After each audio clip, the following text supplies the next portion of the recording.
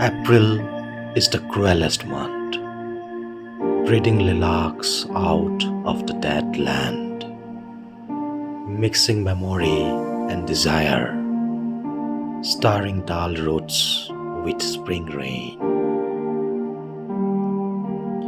Winter kept us warm, covering art in forgetful snow, feeding a little life with dried tubers. Summer surprised us, coming over the Starnberger Sea with a shower of rain. We stopped in the colonnade and went on in sunlight into the Hofgarten and drank coffee and talked for an hour.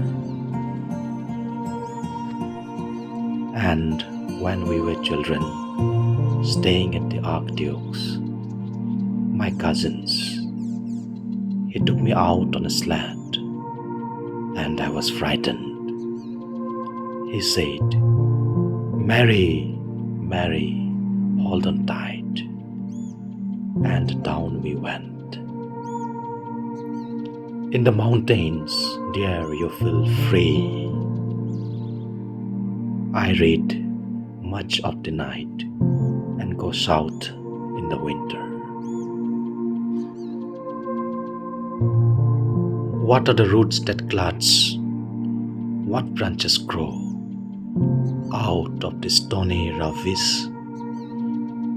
Son of man, you cannot say or guess, for you know only a heap of broken images, where the sun beats and the dead tree gives no shelter, the cricket no relief,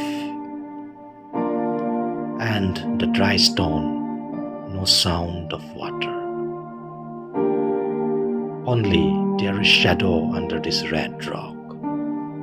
Come in under the shadow of this red rock, and I will show you something different from either.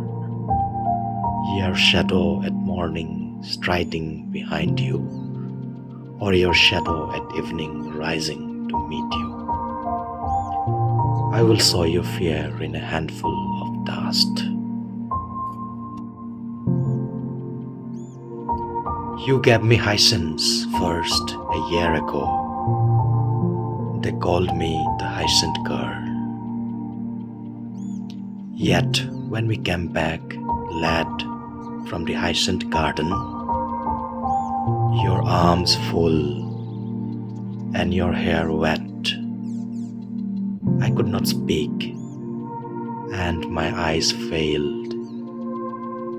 I was neither living nor dead, and I knew nothing, looking into the heart of light, the silence.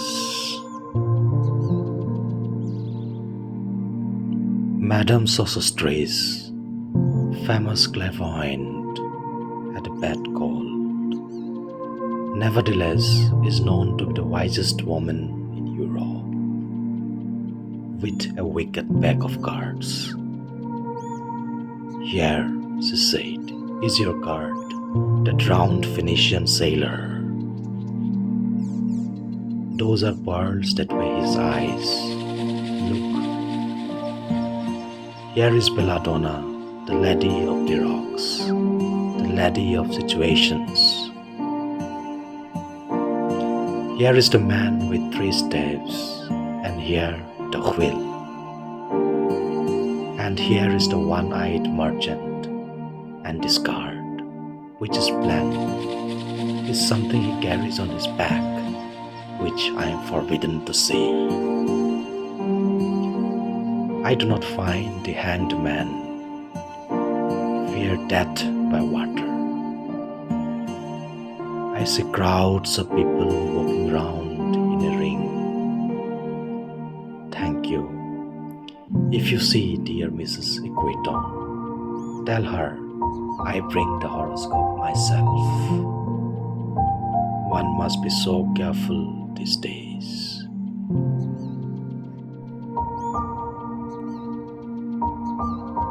Unreal city, under the brown fog of a winter dawn, a crowd flowed over London bridge.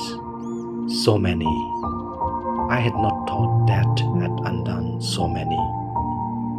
Sighs, short and infrequent, were exhaled, and each man fixed his eyes before his feet, flowed up the hill and down King William Street, to where Saint Mary will not kept the hours, with a dead sound on the final stroke of 9.